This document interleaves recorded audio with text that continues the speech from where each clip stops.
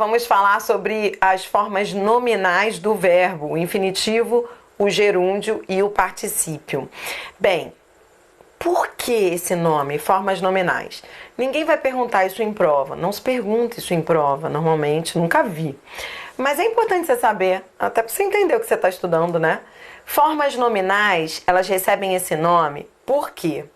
Porque elas também, ao lado de exercerem papéis de verbos, também podem exercer papéis nominais. O que é nome na gramática? Nome é o que não é verbo.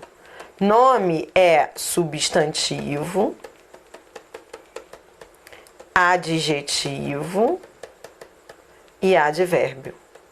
Então, esses verbos nas formas nominais, eles podem tanto exercer papéis verbais, como podem exercer papéis de nomes. Quer ver? Eis um exemplo. Fumar. Fumar está no infinitivo. E nesse caso, esse infinitivo está exercendo um papel de verbo. Perdão, um papel de nome e não de verbo. Ele está exercendo um papel de substantivo. Fumar é proibido. Ora, ele não está exercendo a função de sujeito? Então é como se eu trocasse inclusive por um substantivo. Olha, fumo é proibido. Ele equivale a fumo. Então, se alguém te perguntar assim, é verbo ou é substantivo? Você vai dizer, é um verbo em uma função substantiva. É assim que se fala.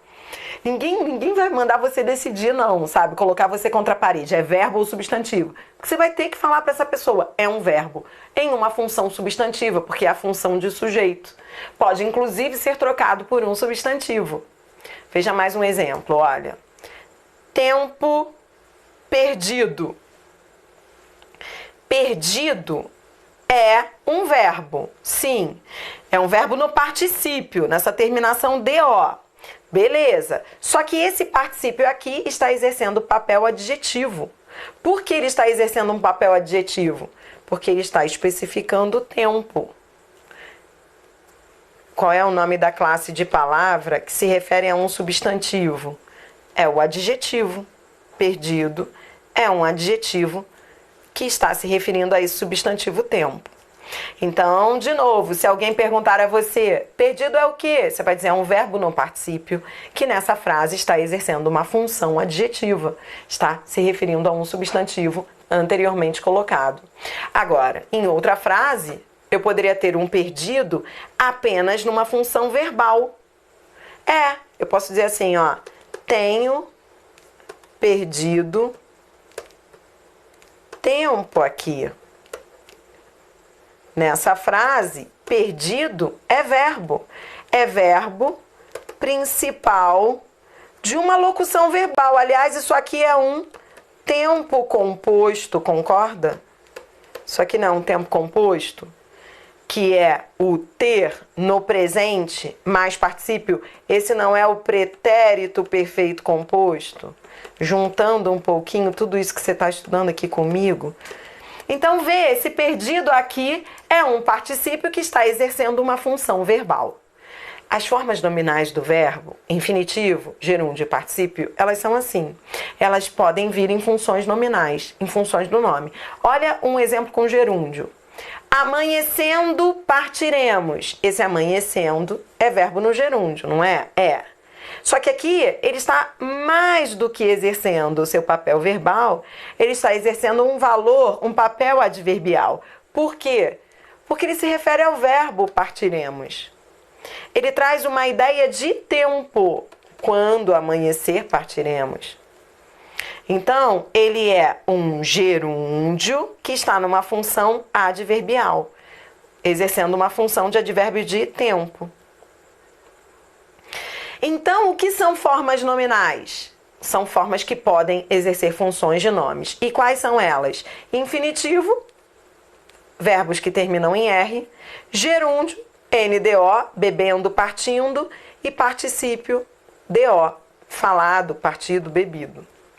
Bom, Agora que você já sabe reconhecer uma forma nominal e já sabe também o porquê desse nome, nominal, vamos falar um pouquinho sobre essas formas nominais, tá? Então, eu vou começar falando do particípio. O particípio é um que sempre traz dúvida.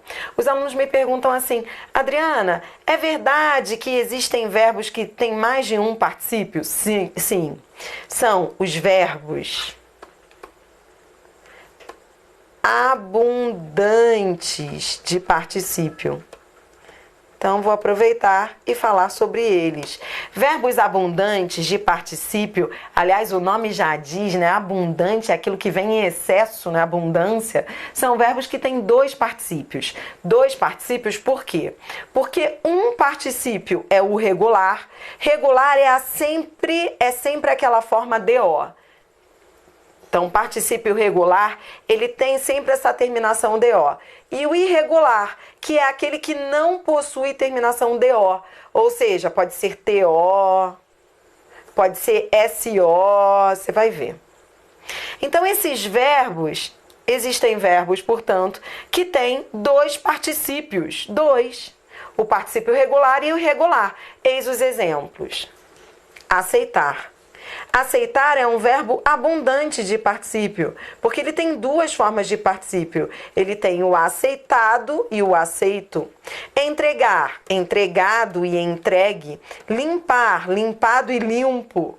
Ó, limpado é a forma regular, que é a terminação DO. Limpo é a forma irregular. Inserido, inserto. Suspendido, suspenso. Prendido e preso. A outra forma é sempre a irregular. Ó, imprimir também é um verbo abundante de particípio, é um que você usa no seu dia a dia. Ele tem a forma imprimido e impresso. Bom, uma outra dúvida dos alunos é quando usar uma, quando usar outra.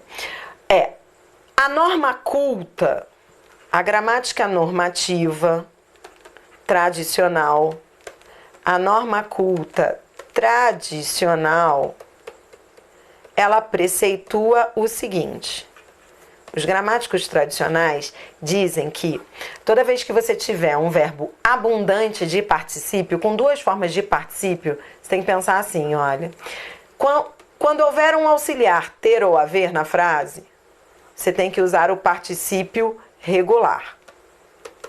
Então, com ter ou haver, você vai usar a forma regular. E com outros auxiliares, ser, estar, ficar, você vai usar o particípio irregular. Qualquer situação que não seja ter ou haver, você usa o irregular. É mais fácil memorizar assim. Então, por exemplo, vamos ver o verbo limpar. Você diz: eu tenho limpado a casa. Não é assim que você tem que falar? Por quê? Porque você tem o verbo ter. Se você tem o verbo ter, você tem que usar a forma regular. Limpado. Mas, se for em outra situação, por exemplo, o quarto foi limpo. Você tem que dizer o quarto foi limpo. Por quê? Porque agora não é ter ou haver. Quando não é ter ou haver, você usa sempre a forma irregular. Isso é o que a gramática normativa preceitua. No caso do verbo imprimir, então, você teria o mesmo raciocínio. Eu tinha imprimido o material. Eu usei o imprimido porque eu usei o ter. Agora, o material está impresso. Como agora é o verbo estar, eu vou usar a forma irregular impresso. É erro dizer o material está imprimido. Está errado dizer o material está imprimido. Por quê? Porque eu estou usando a forma estar, não é o auxiliar estar? Eu teria que usar a forma irregular e não a regular, está imprimido. É erro também dizer eu tenho impresso, não, eu tenho imprimido. Isso é o que a gramática normativa preceitua.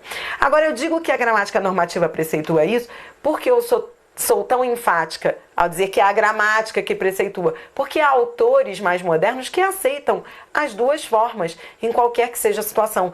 E isso está mudando no português. Daqui a um tempo, não falta muito, tanto fará usar um ou outro, independentemente do auxiliar. Isso acontece já com os verbos pegar. Olha, os verbos pegar, pagar e ganhar são verbos que as gramáticas em peso dizem que com eles vale tudo, tanto faz. Esses são verbos abundantes de particípio. Pegar tem duplo particípio, é pegado e pego. Pagar é pagado e pago. Ganhar é ganhado e ganho. Pare para pensar. Esses verbos são abundantes de particípio. E os autores são unânimes ao dizer que tanto faz. Não importa o auxiliar, você pode usar as duas formas. Eu tinha ganho o prêmio, ou eu tinha ganhado. Já se aceitam as duas. Eu tinha pegado o trem, ou eu tinha pego o trem, tanto faz. Então, eu preciso dizer aquilo que a gramática tradicional preceitua, mas eu preciso dizer que isso também está mudando. Então, isso é o quê? Isso é particípio, tá? Particípio. O que você está estudando aqui comigo? Você está estudando formas nominais do verbo, tudo bem? Tá. Dentro de formas nominais do verbo, o infinitivo. Agora que eu falei do particípio, eu vou falar do infinitivo. Veja o infinitivo. O infinitivo é que complica pra caramba. Por que complica? Porque muita gente nem sabe que existe o infinitivo impessoal e existe o infinitivo pessoal. O infinitivo impessoal, o nome diz. Impessoal é o que não tem pessoa. É o nome do verbo. É o nome do verbo. E o infinitivo pessoal é aquele que tem sujeito, que tem pessoa. Só para você entender essa nomenclatura. Por exemplo, se eu digo, amar é bom. Isso é infinitivo impessoal, é o nome do verbo, tá? Mas é importante você saber também que, se eu disser o essencial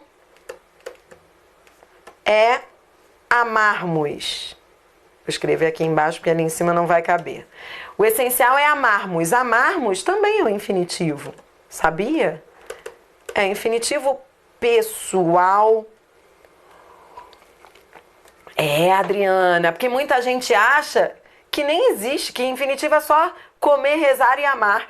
Mas existe o infinitivo pessoal, que é aquele que tem pessoa. Esse aí, dessa frase, o essencial é amarmos, esse infinitivo tem pessoa. Qual é a pessoa? Nós amarmos. Tá, então vamos aprender a conjugar o infinitivo? Você está na aula de verbos. E você agora vai conjugar comigo o infinitivo pessoal. Parece que a gente perdeu essa aula lá na escola, né? Você sabia que existe infinitivo conjugado? É o infinitivo pessoal. O infinitivo pessoal é aquele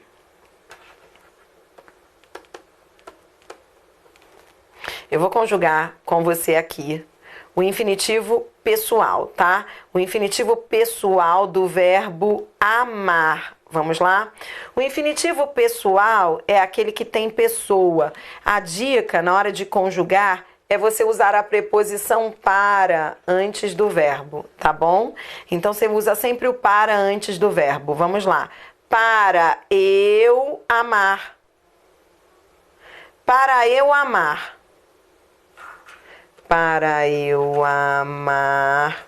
Para tu amares.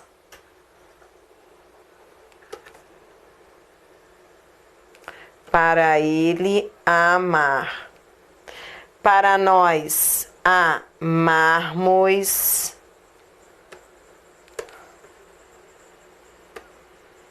Para vós amardeis.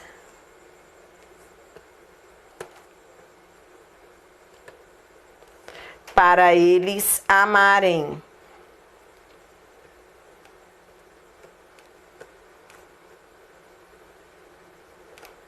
Então, você usa sempre a preposição para antes do verbo. Sempre para antes do verbo. Para eu amar, para tu amares, para ele amar, para nós amarmos, para vós amardes, para eles amarem. Esse é o infinitivo pessoal. Muita gente confunde o infinitivo pessoal com o futuro do subjuntivo.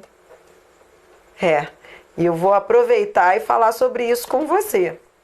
Infinitivo pessoal e futuro do subjuntivo. Como não confundir? Porque em alguns verbos a conjugação é idêntica. Quer ver? Infinitivo pessoal do verbo cantar. Para eu cantar. Para tu cantares. Para ele cantar. Para nós cantarmos, para vós cantardes. Futuro do subjuntivo, quando eu cantar, quando tu cantares, quando ele cantar, as formas são idênticas. Como não confundir? Pronto, já te apresentei um outro problema de prova, agora a gente vai solucionar esse problema. Toda vez que isso acontecer, toda vez que você olhar para uma frase e não souber se aquele verbo está no futuro do subjuntivo ou no infinitivo pessoal, a dica é: isso não acontece com todos os verbos, tá? Isso só acontece com alguns verbos. Então a dica, o macete, é você trocar por um verbo que não traga essa coincidência. Por exemplo, se eu digo assim: assim que chegar, avise.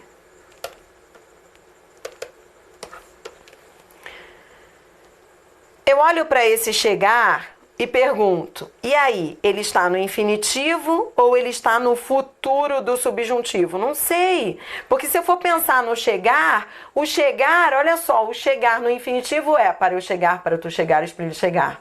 No futuro do subjuntivo é quando eu chegar, quando tu chegares, quando ele chegar. E aí, como não confundir? A dica é trocar por um verbo que não traga essa coincidência.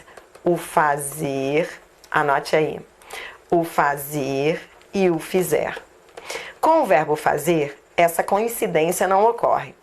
O fazer é o infinitivo do verbo fazer. Então, se você tiver que conjugar aqui, vamos conjugar o infinitivo do fazer. Para eu fazer, para tu fazeres, para ele fazer, para nós fazermos. Agora conjugue o futuro do subjuntivo do fazer, quando eu fizer, quando tu fizeres, quando ele fizer. Então, com esse verbo, essa coincidência não ocorre. Portanto, troque por ele. Troque por ele. Olha como é que vai ficar. Assim que chegar. E aí? Vou trocar pelo fazer ou pelo fizer? Assim que fizer. Troquei pelo fizer e vi que esse verbo está no futuro do subjuntivo. Pronto, chegar aqui está no futuro do subjuntivo. Mas se eu dissesse: para chegar aqui é preciso pegar trem. Se fosse uma frase como essa, e aí houvesse essa dúvida, e aí o chegar, ele está no infinitivo ou ele está no futuro do subjuntivo? Troque pelo fazer. E aí é fazer ou fizer? Para fazer. O fazer está no infinitivo. Quando eu troquei pelo fazer, eu não vi que o verbo está no infinitivo. Então, esse verbo aqui está no infinitivo. Entendido? Pronto. Então, agora você já não vai ter mais problema com mais uma forma nominal que você aprendeu agora, que foi infinitivo. Você já aprendeu que existe o infinitivo impessoal e o pessoal, e que também tem que tomar cuidado com a confusão que se faz entre o infinitivo conjugado e o futuro do subjuntivo. Você já tem até um macete para isso. No próximo bloco eu vou fechar essa aula, toda essa teoria necessária, essencial, que você sabe que eu não ensino o que não é essencial, de conjugação verbal. E vou falar sobre voz. É só um macete, porque eu sei que voz é complicado, né? Conjugar voz. Então só isso para fechar essa aula tão importante. Já volto então com um pouquinho mais para você. Até já!